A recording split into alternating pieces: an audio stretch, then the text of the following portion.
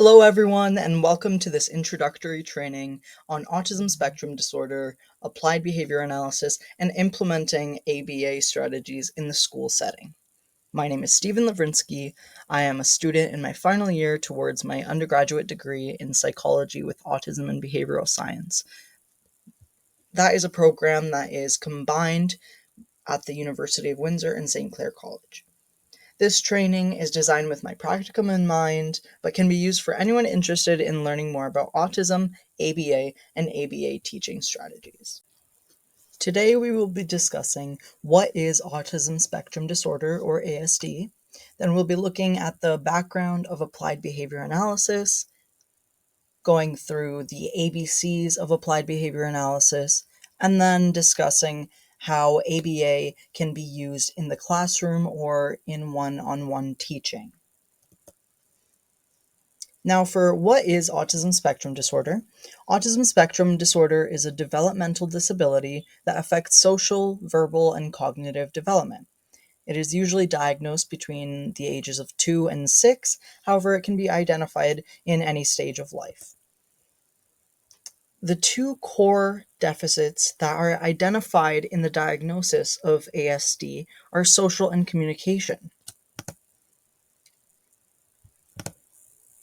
However, there is an increase of awareness of the sensory needs and challenges that many people with ASD face as well. This could look like a hypersensitivity to loud noise, bright lights, or it can be a lack of sensitivity that can look like a very high pain tolerance or indifference to temperature change. Sometimes people with ASD will engage in stimming, which is often described as repetitive behavior or movement to help them cope with these over or underwhelming sensory input. A commonly known example of stimming is hand flapping.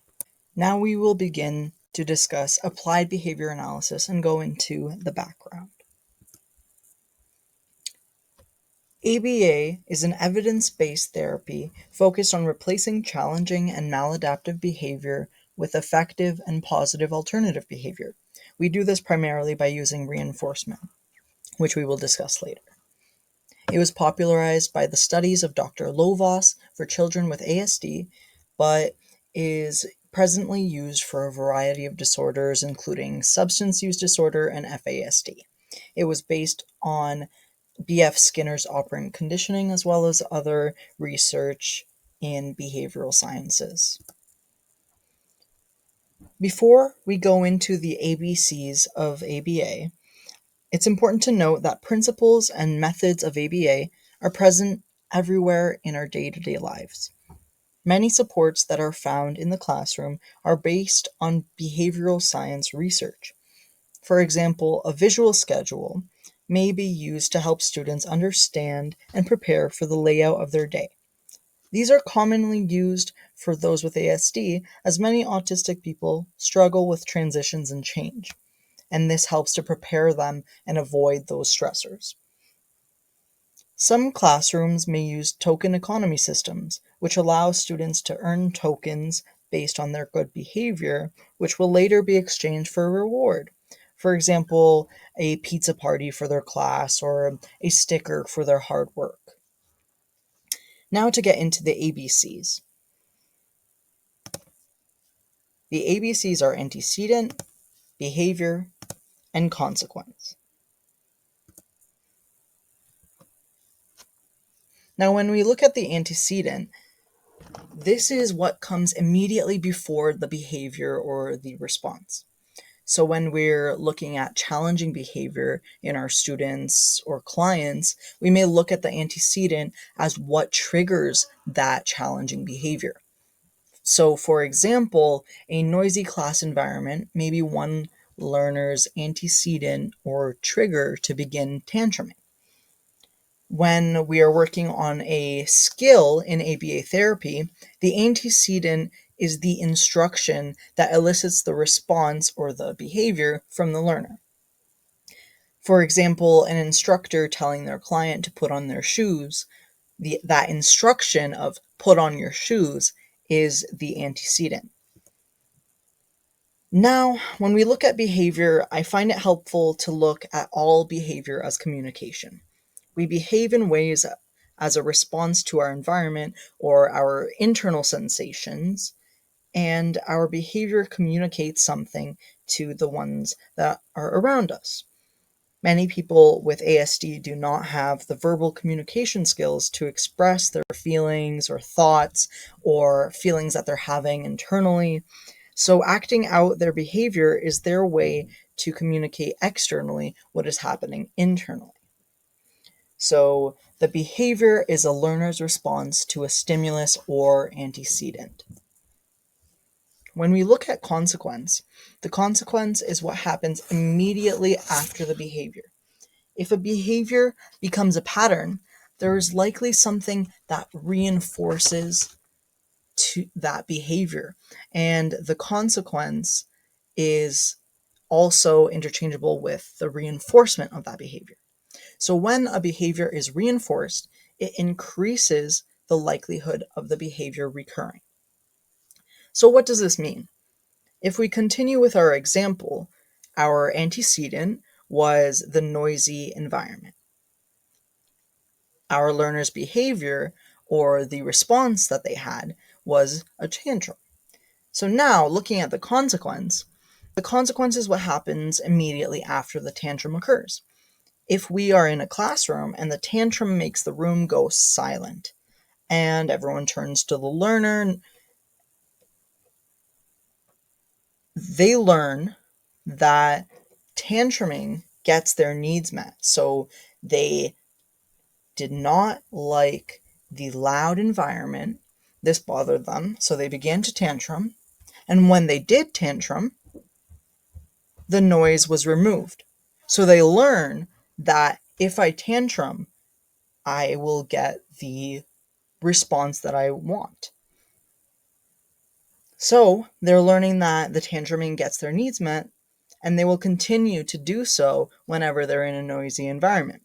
This shows that the behavior is being reinforced by the consequence.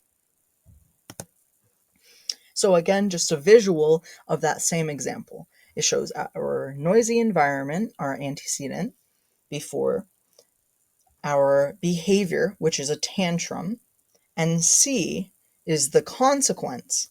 So the quietness of the room, people stop speaking. Now we will begin to discuss how we can use ABA methods and teaching strategies in the classroom and during our one-on-one instruction. So there are many ways that you can apply ABA teaching strategies to your own students. One way is through using reinforcement to increase the desired behavior. Then we have natural environment teaching. So natural environment teaching is incorporating skill building opportunities in the natural environment.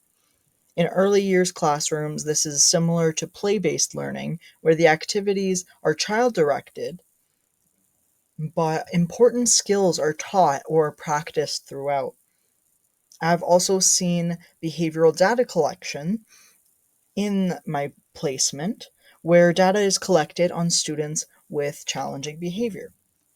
So during my practicum, I noticed that some classrooms use these take-home files, which record whether or not a problem behavior occurred throughout the day and is later sent home to the parents. So this is usually for kids who, or students who have exhibited problem behaviors in the past.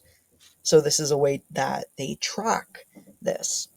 This is a very simple example of how behavioral therapists would actually collect data on behavior as well. We use visual supports in the classroom that have been developed through using ABA evidence and methodology. And then identifying functions of behavior is important for the classroom as well. And what does this mean? Identifying a function of behavior is looking at why a behavior is occurring. Why is this behavior pattern happening? There are several tools that can be found online, which I'll share at the end of this presentation, to help identify what may be causing, reinforcing, or triggering a certain behavior that a teacher or parent can fill out. So these assessments ask you several questions, and they can help you understand the function of a behavior, and then that is very helpful in deciding how you can replace that challenging behavior with an alternative and more appropriate one. So let's discuss reinforcement. Reinforcement encourages the learner to continue a certain behavior, and it motivates the learner. So reinforcement increases the likelihood of a behavior reoccurring. Throughout my practicum at Essex Public School, I have seen reinforcement used to encourage positive behavior and to reward students' hard work. An example of this is the phoenix feather, which I really liked. It's a reward that's given to students for positive behavior and good deeds, which the student can then exchange for a pizza lunch. This is similar to a token economy system. An example of positive reinforcement I have seen in the classroom is during one-on-one teaching, where students are given a sticker once they complete a worksheet. So now we'll be discussing the function of behavior and going into more detail. If we look at behavior as a response to internal and external stimuli, we can see that it serves a purpose or it has a function. A student raising their hand is a behavior whose consequence is being given the opportunity to share their ideas or to answer a question that was asked by the teacher. The function of that behavior is to be allowed to speak out in the classroom and for the student to express themselves. And then when we have a challenging behavior in the classroom, we can look at it as the student trying to express an emotion, a desire, or a need. It can be crucial in the process of eliminating a problem behavior and replacing it with an alternative behavior to try to understand why that behavior is happening in the first place and what the student is trying to express or attain. Especially with learners with ASD, it can be difficult to understand a behavior or the function of someone's behavior. And that makes it difficult to find a replacement behavior that still serves that same purpose for the learner, because that's important. They're trying to meet their own needs in some way. We're just trying to teach them a more appropriate way. When we go back to our example of the noisy classroom and the student tantruming, we see that the consequence of the tantrum is the environment quieting down. And this is the reinforcement. It's taking away that aversive stimulus, that loud noise. This reinforces the behavior, making it more likely to happen the next time the classroom is noisy. When we look at that example, we see that the function of the tantruming behavior is to escape or avoid an overwhelming sensory experience. So how can we apply this to the classroom? We can use tools like the functional assessment screening tool, which is shown on screen here. And this helps us find out the reason that the behavior is occurring, which can help us find a replacement behavior that meets that same need for the student, but does not disturb the class or otherwise make a negative impact. This tool can be found online and completed by teachers, parents, or support staff that observe the student regularly. The FAST helps to identify the triggers of a behavior and what is reinforcing it and creating that pattern. During this introductory training, we briefly went over what is autism spectrum disorder and what is applied behavioral analysis therapy. We discussed the ABCs of applied behavioral analysis and what influences behavior. Finally, we discussed how methods of ABA are already used in the classroom and what other ABA-based tools and strategies can be implemented to all students, regardless of ability, to help our students reach their full potential and improve the overall classroom environment. To conclude this introductory training, I would also like to share with you some helpful resources that you may like to use in your classroom.